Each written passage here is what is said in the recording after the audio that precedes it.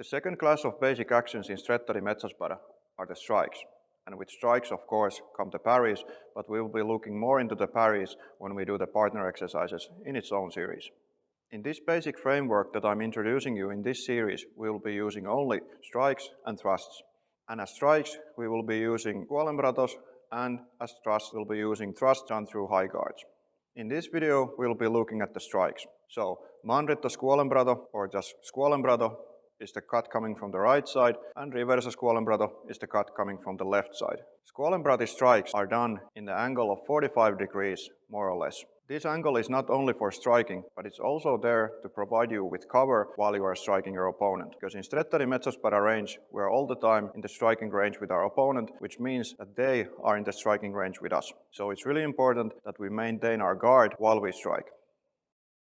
The basic rule or structure when throwing strike in Stretta di Mezza Spada after the initial engagement is that if I engage from the right side, my next cut will be on the left side, and vice versa. If I engage from the left side, my next cut will be on the right side. The idea is that if our swords are crossed from the right side, it will expose me if I throw another strike from the same side.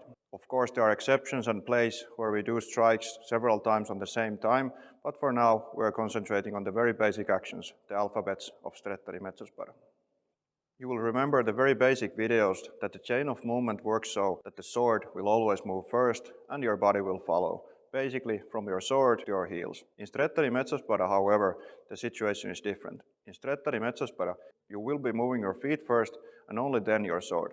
We will be looking into details more when we do the series with the partner exercises for Stretta di Mezza Spada, but for now, make sure that the chain of movement is right. And in this case, the chain of movement starts from your feet.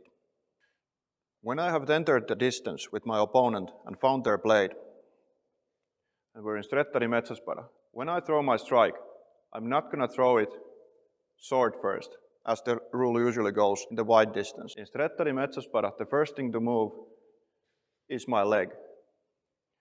And while I move my leg, my sword follows to cover my head. After I've moved here, I'm going to move my leg again and then throw the strike. Same goes for the other side.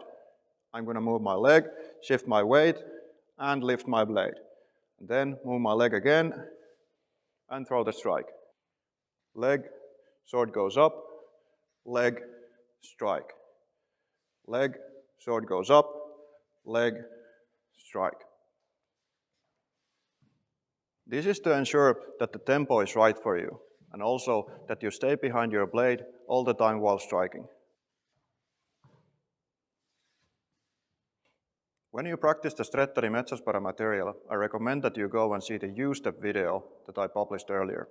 In there, you can see more detailed take the U-step, both in the U-step and in the inverse U-step. Both are used in Stretta di Mezza Spada distance.